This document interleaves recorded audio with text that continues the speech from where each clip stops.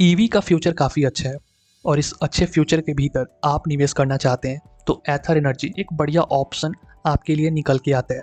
मैं ये बात क्यों कह रहा हूँ उस पर चर्चा करेंगे, लेकिन उससे पहले बात हम लोग ये करेंगे कि कंपनी की सारी चीज़ें खुद की है।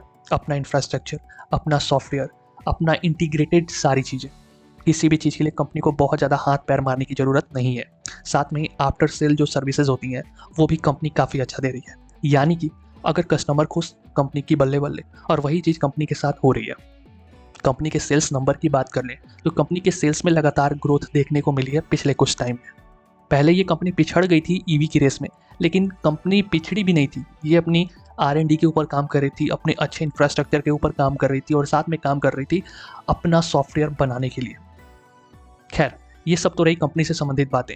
कंपनी का शेयर आज के डेट में 1200 के भाव पे ट्रेड कर रहा है, लेकिन इंट्रिंसिक वैल्यू थोड़ी सी निराश करने वाली है। इंट्रिंसिक वैल्यू उसकी लगभग 350 रुपये ही है, यानी कि 350 का माल 1200 में मिल रहा है। लेकिन अच्छी बात यह है कि कंपनी और कंपनी का डोमेन एक अच्छे फ्यूचर में है। खैर, कंपनी के डेटा पर नज़र डालते हैं और कंपनी के रेवेन्यू और कंपनी के नेट इनकम पे चर्चा करेंगे। कंपनी के अगर रेवेन्यू पे बात कर लें तो लगातार कंपनी के रेवेन्यू में ग्रोथ है, यानी कि कंपनी का सेल्स नंबर अच्छा है। लेकिन कंपनी की अगर नेट प्रॉफिट की बात कर लें, लेकिन जो कि सारे टैक्सेस वगैरह को काट के आते हैं, वहाँ पे ये कंपनी थोड़ा सा पिछड़ रही है। कंपनी प्रॉफिट जनरेट नहीं कर रही है, बल्कि कंपनी कैश को ही बर्न कर रही है। ये कंपनी के भीतर दिक्कत वाली चीज़ें हैं। एसेट्स मैनेजमेंट कंपनी की बहुत शानदार है, यानी कि कंपनी एसेट्स तभी लगा रही होती है जब कंपनी को पता होता है कि डोमेन का फ्यूचर अच्छा है, साथ में ही कंपनी के प्रोडक्ट अच्छे हैं और प्रोडक्ट के ऑर्डर अच्छे हैं। ऑर्डर आ रहे हैं, उन्हीं ऑर्डरों को एग्जीक्यूट करने के लिए ये सारी की सारी एसेट्स को लगाई जाती है।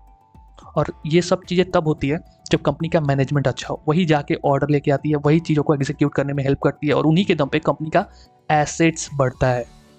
तो कंपनी का एसेट्स अच्छा है, यानी कि मैनेजमेंट पे बैठे लोग भी काम ठीक ठाक कर रहे हैं। इसके अलावा कंपनी के कॉम्पिटिटर की बात कर लें तो कंपनी के कॉम्पिटिटर बजाज ऑटो, टीवीएस और हीरो मोटर कॉर्प्स है, जो कि अगेन इस डोमेन में काफ़ी अच्छा काम कर रही है। बजाज, टीवीएस और हीरो इस डोमेन की लीडिंग कंपनियां हैं।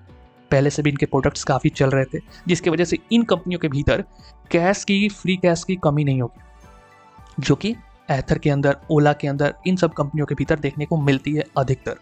कि इन कंपनियों के पास जो स्टार्टअप्स हैं उनके पास रिजर्व कैश की कमी होती है। तो इस मामले में भी ये कंपनी थोड़ी सी पिछड़ जाती है दिग्गज कंपनियों की तुलना करें इनसे। तो निवेश करने के लिए अगर आपको लंबा जाना है तो आप एक बार इस डोमेन की अच्छी कंपनियों के ऊपर दाव लगा सकते हैं, लेकिन एथर जैसी कंपनियों के ऊपर आप उतने ही पैसे अपने लगा सकते हैं जिस पैसे की ज़रूरत आपको नहीं है शॉर्ट टर्म में, जिस पैसे को आप लगा के भूलना चाहते हैं। हाईली रिस्क वाली जो इन्वेस्टमेंट होती है आप इस कंपनी के ऊपर कर सकते हैं, जहाँ पे ड्रास्टिक रिटर्न तो मिल सकता है लेकिन उतना ही ज़्यादा रिस्क होता है। खैर, कंपनी की अगर शेयर होल्डिंग पैटर्न की बात कर लें तो कंपनी का शेयर होल्डिंग पैटर्न काफ़ी शानदार है। लगभग 40% स्टेक कंपनी के प्रमोटर के पास है, 20% स्टेक कंपनी की म्यूचुअल फंड के पास है, 8.5% डोमेस्टिक इंस्टीट्यूशन LIC जैसी कंपनियों के पास है, फॉरेन इंस्टीट्यूशन के पास 17% और रिटेल निवेशकों के पास 13% है। ओवरऑल शेयर होल्डिंग पैटर्न बहुत ही अच्छा है, बहुत ही शानदार है। सारी अच्छी चीज़ें यही है कि कंपनी का सेल्स नंबर बहुत अच्छा है, कंपनी के प्रोडक्ट्स में दम है, कंपनी की आफ्टर सेल सर्विसेज काफ़ी अच्छी है, शेयर होल्डिंग पैटर्न अच्छे हैं। दिक्कत वाली चीज़ ये है कि कंपनी कैश बर्न कर रही है, वैल्यूएशन बहुत ज़्यादा हाई है, इंट्रिंसिक वैल्यू से शेयर के भाव बहुत ऊपर में ट्रेड हो रहे हैं